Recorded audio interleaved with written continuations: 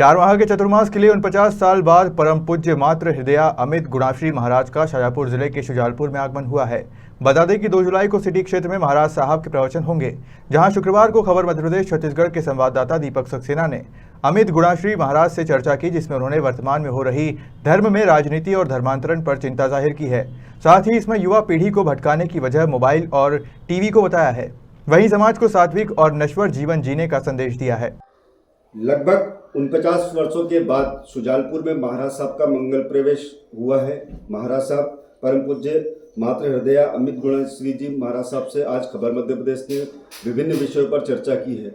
खबर मध्य प्रदेश से चर्चा के दौरान महाराज साहब ने बताया कि वर्तमान में धर्म में राजनीति नहीं होना चाहिए, जबकि राजनीति में धर्म होना चाहिए। साथ ही वर्तमान में बढ़ रहे धर्मांतरण के मामलों पर भी महाराज साहब ने बेबाक बोलते हुए कहा कि वर्तमान में बच्चों को घर से ही शिक्षा मिलना चाहिए। जिस तरह से आज माता पिता अपने बच्चों को शिक्षा से कहीं न कहीं नज़रअंदाज कर रहे हैं, खुद भी माता पिता को अपने बच्चों को शिक्षा में इन्वॉल्व करना चाहिए। उनकी बुद्धि व उनके सोच के आधार पर अपने समाज के हितों की बात बताना चाहिए। आइए खबर मध्य प्रदेश द्वारा महाराज साहब से विभिन्न विषयों पर चर्चा की गई। आपको सुनिए महाराज साहब ने किन किन सवालों का कितनी अच्छी तरीके से आध्यात्मिक के रूप में जवाब दिए हैं। उसको देखना चाहिए। समाज के लिए हर हमेशा व्यक्ति अपने सांसारिक कार्यों में व्यस्त रहता है, अपनी सुख सुविधा में व्यस्त रहता है। तो ये आत्म जागृति का चातुर्मास है। 4 महीने जैसे ठंडी गर्मी में दौड़-धाम रहती है, 4 महीने बिल्कुल आराम करके परमात्मा की वाणी का श्रवण करते हैं।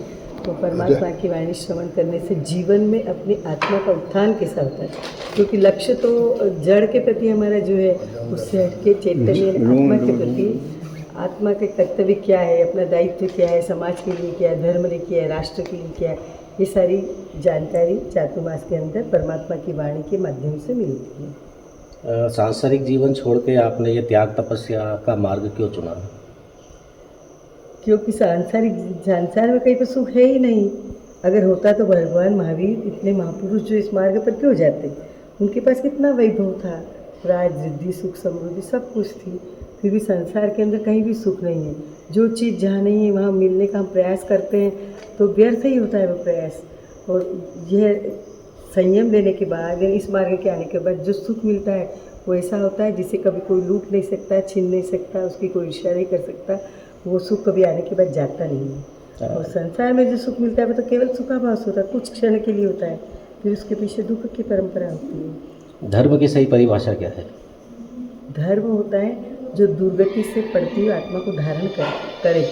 दुर्गति प्रपतान प्राणी धारयति इति धर्म, माने दुर्गति के प्रति जाते हुए प्राणी को धर्म हाथ सहारा देकर के धारण करता है और उसको ऊर्ध्वगति की ओर गमन कराता है। देश में वर्तमान में जिस तरह से अभी अराजकता की और धर्म के नाम पर जो स्थितियाँ हो रही है, इससे निजात कैसे मिल सकती है? उदाहरण के लिए जैसे धर्माचार्यों का राजनीति में सक्रियता को आप कितना उचित मानती हैं?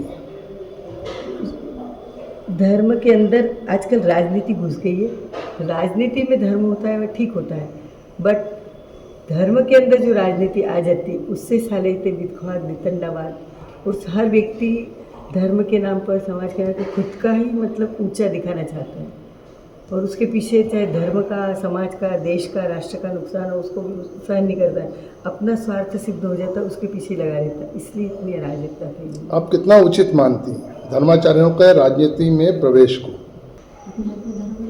ये नहीं, सब अपने अपने धर्म में ये करे तो अच्छा रहता है, लेकिन आजकल क्या है कि ये टीवी वीडियो के माध्यम से इतना बच्चे, छोटे छोटे बच्चे भी पतन के मार्ग के ऊपर जा रहे हैं। लड़कियां सब धर्मांतरण कर रही है और ये अराजकता फैलने का कारण यही है कि धर्म के प्रति श्रद्धा ही नहीं रही है, गुरु के प्रति श्रद्धा ही नहीं रही है।